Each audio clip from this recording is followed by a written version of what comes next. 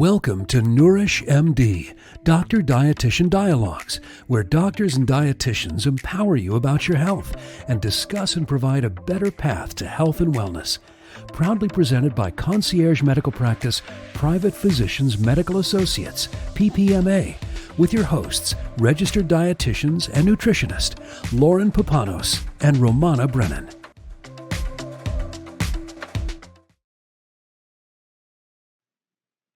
Hello, everyone, and welcome back to Nourish MD. My name is Romana Brennan. I'm one of your dietitian hosts of the podcast, joined by Lauren Papanos, other dietitian, other podcast host.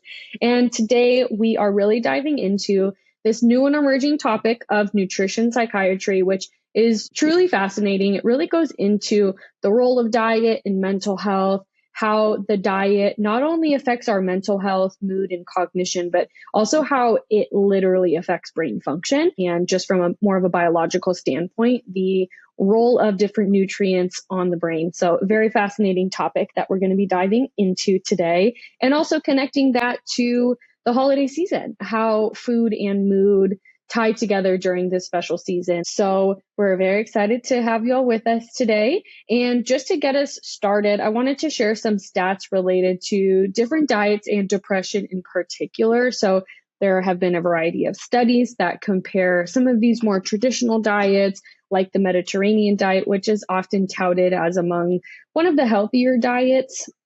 So comparing Mediterranean diet, traditional Japanese diet, which is also known to be on the healthier side as well, comparing these to more of that typical Western diet. The Western diet is often referred to as the SAD diet, standard American diet. Any of those patterns that are similar to that Western diet have actually been shown to have an increased risk of depression by anywhere 25 to 35% compared to those Mediterranean and the traditional Japanese diet. Oftentimes, there are different considerations that we can talk about when it comes to these differences, which we'll get into today, kind of diving into why those differences in depression risk might be there between those different types of diets, whether that's from fruit and vegetable consumption, processed grains, these ultra processed foods, different sources of where those differences might come from for reasons like heightened inflammation, metabolic syndrome, things that we're going to dive into today. But Lauren, why don't you restart us here now that we've shared some statistics in terms of that connection between diet and depression? Give us a little bit more insight in terms of nutrition psychiatry and some of the findings from nutrition psychiatry research. Yeah, so as you mentioned at the beginning, it is definitely an emerging field, and there's not a lot of people that are practicing nutritional psychiatry, but it's a really cool field because we're just seeing really profound impacts that dietary behavior can have on the brain. And so there was one study specifically done within this realm of nutrition psychiatry where they looked at longitudinal data, so after the fact, of over 200,000 adults. Majority were men, about 58% were men, the remainder were women. And they looked at different markers of what's called apolipoprotein mortality risk. So looking at some cardiovascular markers that can indicate risk for cardiovascular event, and also looking at the connection between diabetes and blood sugar dysregulation and some of these different psychiatric type conditions. And what they found was that with those that were in the study, that there were high levels of glucose and triglycerides that were associated with a higher risk for depression, anxiety, and stress-related disorders, whereas higher levels of HDL were associated with reduced risk. So what we know from dietary behaviors is that a diet that has a lot of carbohydrates in it, especially refined carbohydrates, or carbohydrates that are being eaten, in excess of what the body is able to metabolize, will present issues with things like high glucose and high triglycerides, and will also diminish those levels of HDL, which is a marker within our cholesterol. There's also certain foods that we can incorporate that can boost our HDL. We know that good healthy fats, things like avocado, olive oil, fatty fish, can be really great ways to increase our HDL, that good cholesterol cholesterol. And so you can see that by shifting the diet away from some of this excess of complex carbohydrates, of refined carbohydrates and maybe carbohydrates in general, and towards more of these healthy fat sources could result in lower levels of depression, anxiety, and stress-related disorders based off this study. They also looked at apolipoprotein levels and found that compared with controls, patients that had depression, anxiety, and these stress-related disorders had consistently higher levels of total cholesterol, as well as higher levels of apolipoprotein A and apolipoprotein B during the 10 years after their diagnosis. So it's just showing us that there's things we can actually see within our lab markers that can indicate risk for some of these different mental health conditions, and that can also influence how we might prescribe dietary changes accordingly to both improve, reduce mortality risk, improve cardiovascular profile, improve blood sugar, but then also improve mental well-being. And then in another study, as I mentioned earlier, there was one where they looked at the connection between diabetes, type 2 diabetes, and depression. And they found that those that have type 2 diabetes have double the risk of developing depression.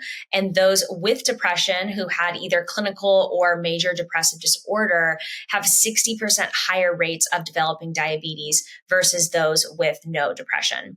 So we know that there is some connection between blood sugar dysregulation and the brain. And what we're starting to see within this field is that it's a very similar situation as to what happens with Alzheimer's, where the brain essentially becomes resistant to getting that glucose in. Our brain is a very glucose dependent organ, which means that it runs mainly on glucose or carbohydrate. And so what we see maybe happening is that individuals that have these mental health conditions aren't able to effectively utilize that glucose, and the brain is essentially getting starved of energy. And so in that situation, we may need to look at providing the brain with an alternate fuel source that may be something that can come from dietary fat consumption to be able to make sure that the brain still has the energy it needs to be able to function properly for neurotransmitter production, for all of these different acetylcholines and things to all connect as they should. But Ro, I know there's also quite a bit of connection with inflammation and neurotransmitters like serotonin. So why don't you tell us a little bit about what we're seeing within that relationship?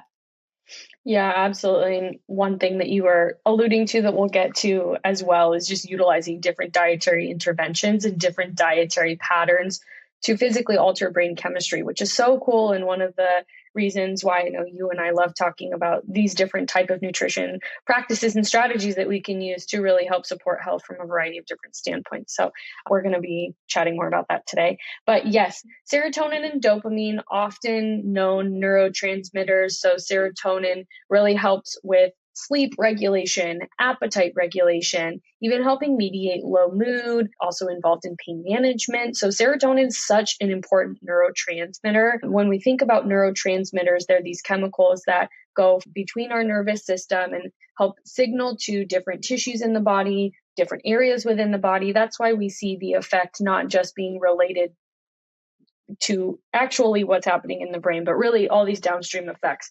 Again, sleep, appetite, pain, mood, serotonin is really key with all of that. Surprisingly, about 95% of serotonin is actually produced in our GI tract. And our GI tract is lined with so many different nerve cells, hundreds of millions of nerve cells, also called neurons, which we often think of being in the brain. But we have these neurons or nerve cells all over our body. And the GI tract just so happens to be very densely innervated. So that's where we're getting about 95% of our serotonin production. And not just helping us digest food, but also guiding our emotions. So it's often said there's almost more communication that goes upstream from the gut to the brain, and 95% of serotonin is produced in the gut. A lot of that is produced by our gut microbiome. So the microbiome plays a really important role. I know we're going to touch on that when we think about these different principles of nutrition, psychiatry, but making sure that we do have robust gut health, that we're nourishing those different microbes with different prebiotic fibers and things of that sort. Maybe it is strategically using probiotics, but ensuring that we have a healthy gut microbiome is going to also ensure that we have robust serotonin production. Also, leaky gut, intestinal permeability, any kind of inflammation that's coming from dysbiosis is all going to affect that serotonin production. And it doesn't necessarily have to be that you have these overtly digestive symptoms. You can still have digestive issues without experiencing things like constipation, diarrhea, bloating, things of that sort. But if you're noticing that you do have some of these cognitive issues, or maybe low serotonin, low dopamine levels that are actually tested on something like an organic acids test, for example, some of those metabolites, it might be interesting to take a peek inside what's going on in your gut by doing something like a stool test that's going to give us a better idea of if there is dysbiosis that could be having more of that upstream effect in terms of how that's affecting your brain health and things of that sort. So again, the function of these neurons and neurotransmitter activity and production of these neurotransmitters like serotonin is highly influenced by those good bacteria that we have in our gut. And so we really want to make sure that we're nourishing our gut health to support brain health. Yeah. And so there's quite a few different principles that we look at within this realm of nutritional psychiatry. And so we mentioned that, blood sugar dysregulation, neurotransmitter balance can both be pieces to these imbalances within the brain. So those are absolutely going to be areas that are addressed within this. But we also want to look at inflammation, and this can be systemic inflammation. So as you mentioned, Romana, it could be potentially coming from the gut, but it also could be inflammation coming from the immune system. And sometimes we can actually see this when we do testing like high sensitivity C-reactive protein. If your inflammation markers are elevated, that could indicate that this may be an area for us to address. And so we want to make sure that we have the right foods, the right supplementation to help be able to quench this inflammation.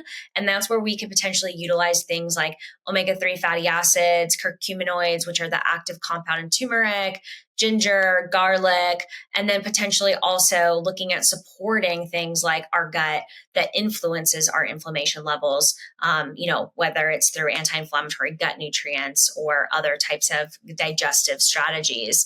And we have a podcast episode on gut health. So if you think that your gut may be a limiting factor here with the serotonin or inflammation piece, we highly recommend going back and listening to that podcast episode. There's actually 2 of them we did on gut because it's such an important topic. And that would be a really great place to learn more about the microbiome. But as Romana mentioned, your microbiome is really this breakdown of different bacteria. So we have both good and bad bacteria that are present, and we need both. They help regulate our immune system. They help with making neurotransmitters. They help modulate our, cellular function in our body. And they're all driven by what we eat, especially those good bacteria. So we want to make sure we're eating a really diverse and nutrient dense diet.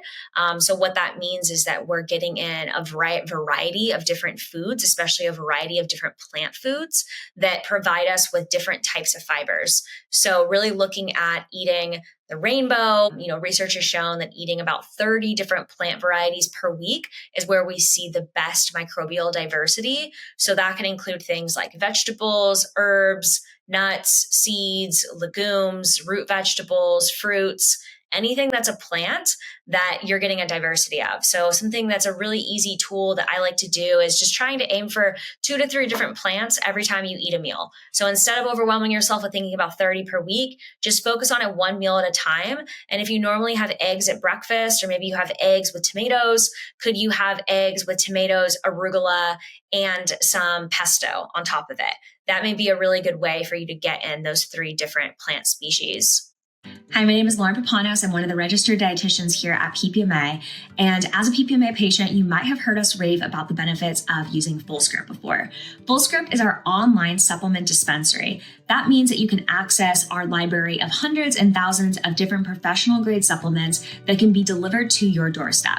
What you'll find here is every supplement at the clinical and therapeutic dosages of what's been shown in research to support various different health benefits, as well as the highest quality. All of the supplements that are provided through FullScript have been third-party tested for accuracy within the label, and they also use quality assurance to ensure that it is stored at the proper temperature and delivered to your doorstep at the proper temperature as well, which is really important because a lot of companies that you're purchasing at the supermarket, Costco, Amazon, so on and so forth, aren't taking all of these measures. FullScript also provides us as your practitioner the ability to keep track of everything that you're currently taking, the amounts, the frequency, so that we have more context when you come in for a new appointment to understand any health modifications that we may recommend. Plus, the best benefit about FullScript is you get 15% off on every order. Now, if you have any questions, please never hesitate to reach out and ask us. Or if you're looking for a customized recommendation, you can schedule a nutrition consultation with our registered dietitian, Romana, who would be happy to review your testing results, gather more information about your nutrition and lifestyle to provide you a customized recommendation suited for your goals.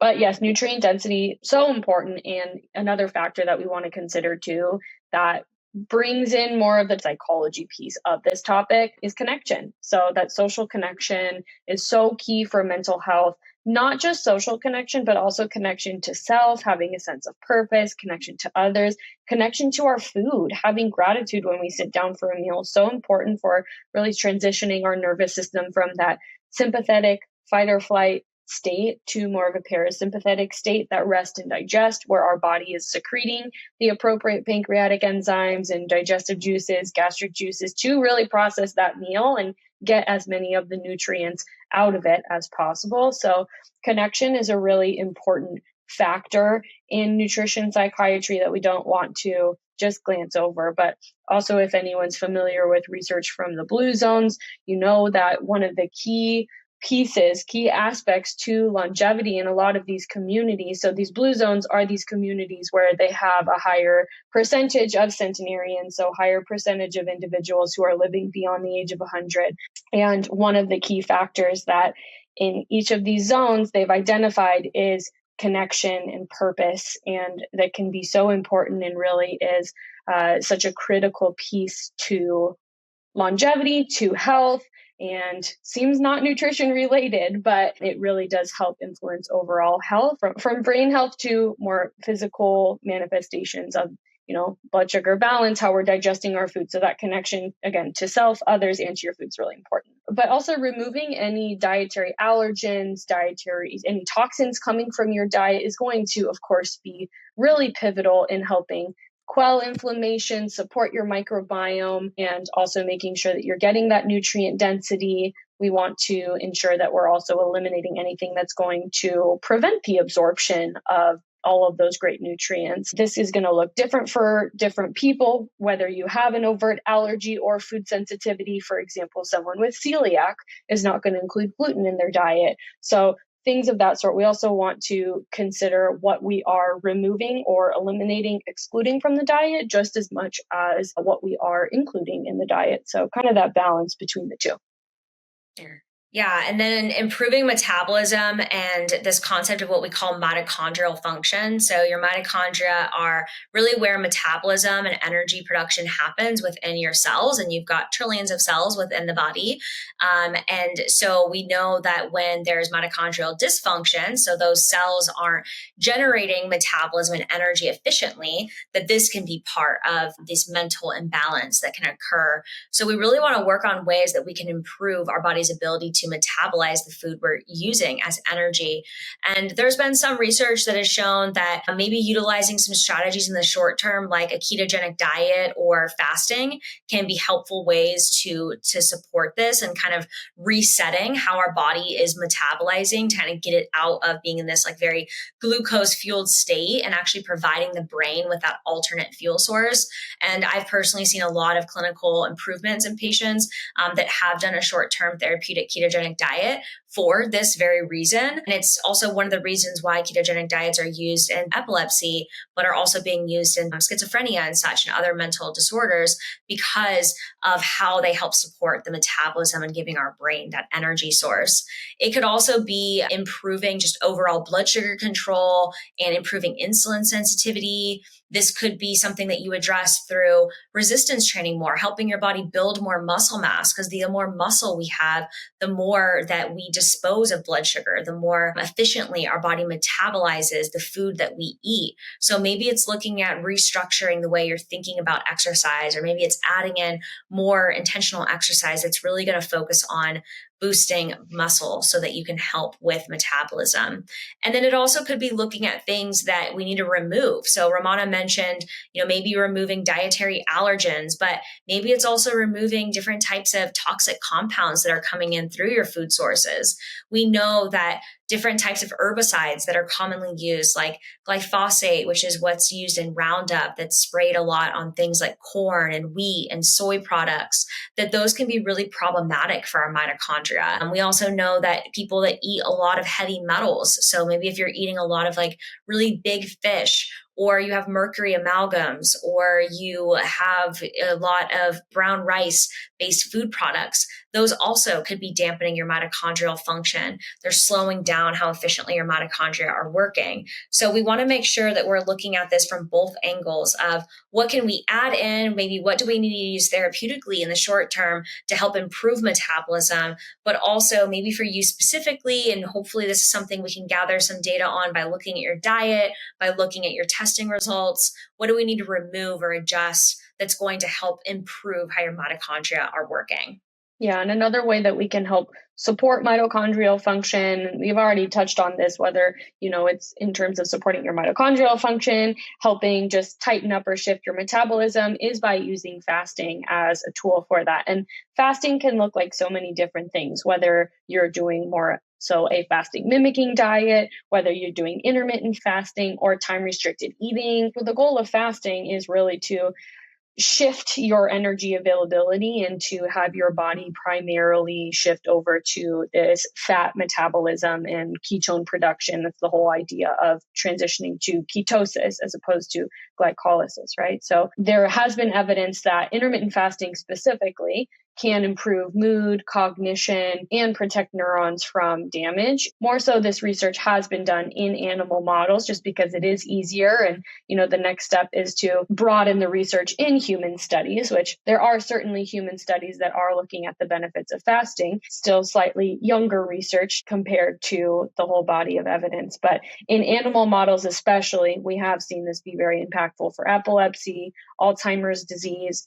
Lauren, you mentioned how the ketogenic diet is clinical practice, kind of that gold standard for treatment of individuals with epilepsy. So it certainly goes beyond just animal models. But in animal models, there's been very clear research to show that the mitochondria is very specifically implicated in these direct benefits of intermittent fasting on brain health. So that's where we're really drawing this connection in showing how important the mitochondria are for brain health, for these different benefits that we might experience from intermittent fasting. But that's just a short gist on nutritional psychiatry. We hope that y'all can look up some additional resources if this is an area that is as interesting to you as it is to us. But again, an emerging field.